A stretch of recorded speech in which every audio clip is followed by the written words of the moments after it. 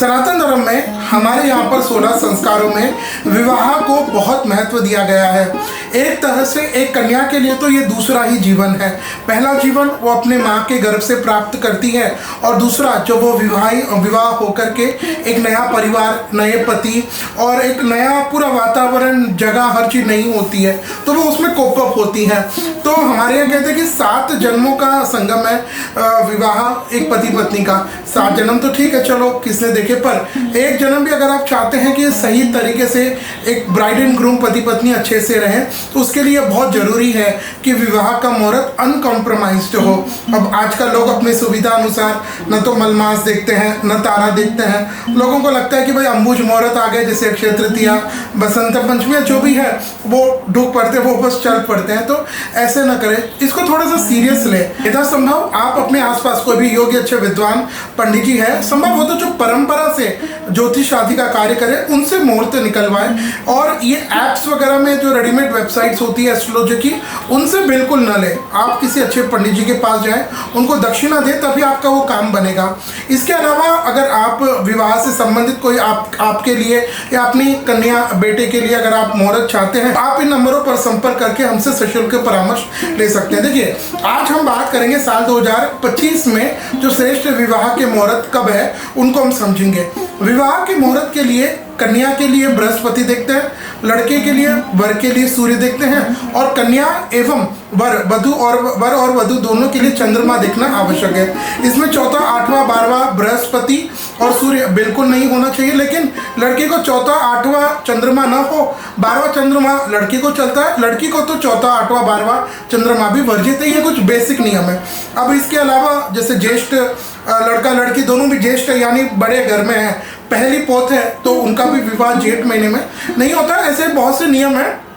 अगर आप एक अच्छे पंडित जी के पास जाएंगे तो निश्चित वो आप इन सब नियमों का पालन करके आपको बताएंगे। आइए अब हम जानते हैं साल 2024 में विवाह के लिए जो श्रेष्ठ मुहूर्त कब रहेंगे। जनवरी से लेकर के दिसंबर तक हम सारे मुहूर्तों पर विस्तार से चर्चा करेंगे।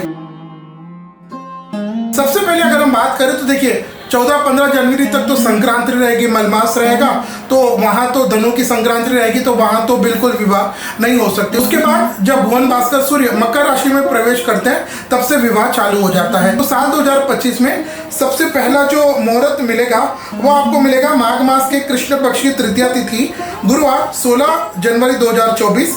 इस दिन मघा नक्षत्र, सिंह का चंद्रमा, मकर के सूर्य और वृषभ के गुरु है और इस दिन मेष, वृषभ और वृश्चिक लगन विवाह के लिए श्रेष्ठ रहेगा।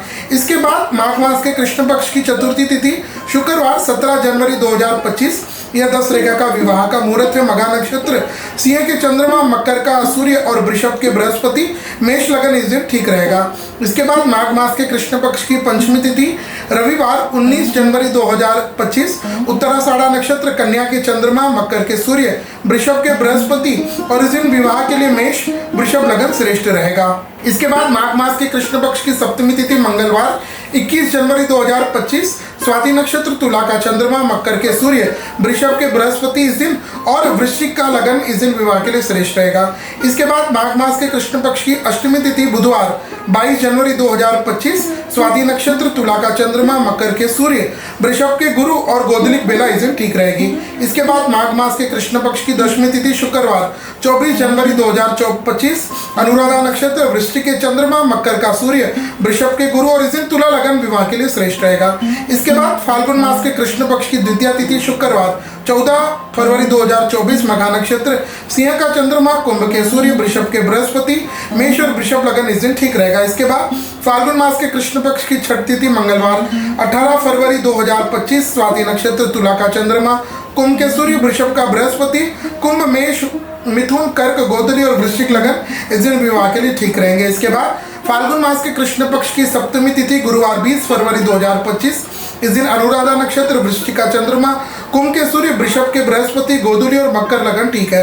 इसके बाद फाल्गुन मास के कृष्ण पक्ष की अष्टमी तिथि शुक्रवार 21 फरवरी 2025, अनुराधा नक्षत्र, वृश्चिक के चंद्रमा, कुंभ का सूर्य, वृषभ के गुरु, कुंभ, मेष और वृषभ लगन इस दिन ठीक। इसके बाद फाल्गुन मास के कृष्ण पक्ष की 12 तिथि मंगलवार 25 फरवरी 2025, उत्तराषाढ़ा नक्षत्र, मकर के चंद्रमा, कुंभ के सूर्य, वृषभ के गुरु, मेष, वृषभ लगन इस दिन ठीक है।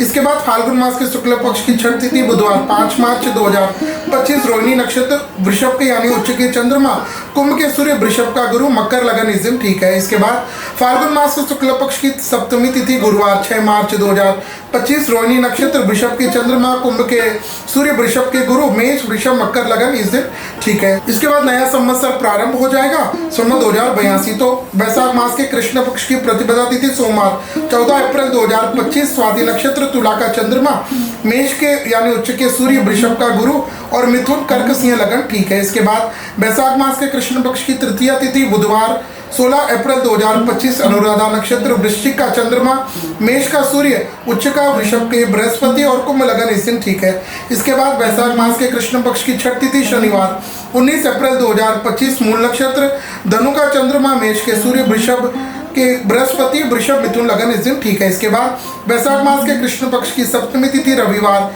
20 अप्रैल 2025 उत्तराषाढ़ा नक्षत्र, मकर के चंद्रमा, मेष के सूर्य, वृषभ के गुरु, कुंभ लगन इस दिन ठीक है। इसके बाद वैशाख मास के कृष्ण पक्ष की अष्टमी तिथि सोमवार 21 अप्रैल 2025 उत्तराषाढ़ा नक्षत्र, मकर के चंद्रमा, मेष के सूर्य, वृषभ के गुरु और वृषभ, मिथुन लगन इस दिन ठीक है। इसके बाद वैशाख मास के शुक्ल पक्ष की द्वितीय तिथि मंगलवार 29 अप्रैल 2025 और रोहिणी नक्षत्र, वृषभ के चंद्रमा, मेष के सूर्य, वृषभ के बृहस्पति, कुंभ और मीन लगन इस दिन ठीक है।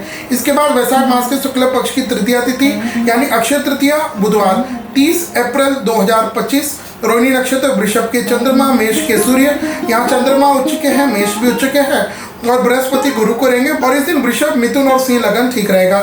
इसके बाद वैशाख मास के शुक्ल पक्ष की अष्टमी तिथि सोमवार 5 मई 2025 मघा नक्षत्र, सिंह के चंद्रमा, मेष का सूर्य, वृषभ के बृहस्पति, कुंभ, गोधली और कुंभ लगन ठीक है। इसके बाद वैशाख मास की शुक्ल पक्ष की नवमी तिथि मंगलवार 6 मई 2025 मघा नक्षत्र, सिंह के चंद्रमा, मेष का सूर्य, वृषभ के बृहस्पति, वृषभ, मिथुन लगन इस दिन ठीक है। इसके बाद वैशाख मास के शुक्ल पक्ष की दशमी तिथि शनिवार 10 मई 2025 स्वाति नक्षत्र, तुला का चंद्रमा, मेष के सूर्य, वृषभ के बृहस्पति, मीन लगन इस दिन ठीक है।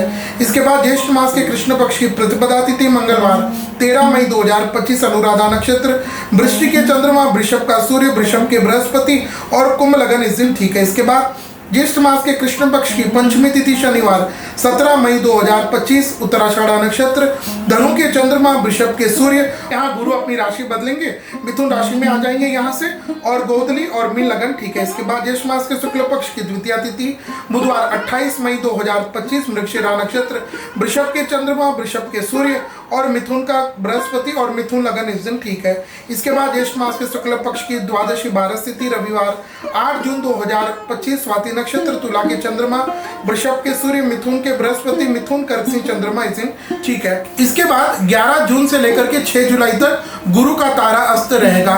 तो ये जो मैंने अभी समय बताया इसमें विवाह नहीं हो सकेंगे और इसके बाद जो श्रेष्ठ विवाह का मिलेगा वो आपको सीधा नवंबर मिलेगा।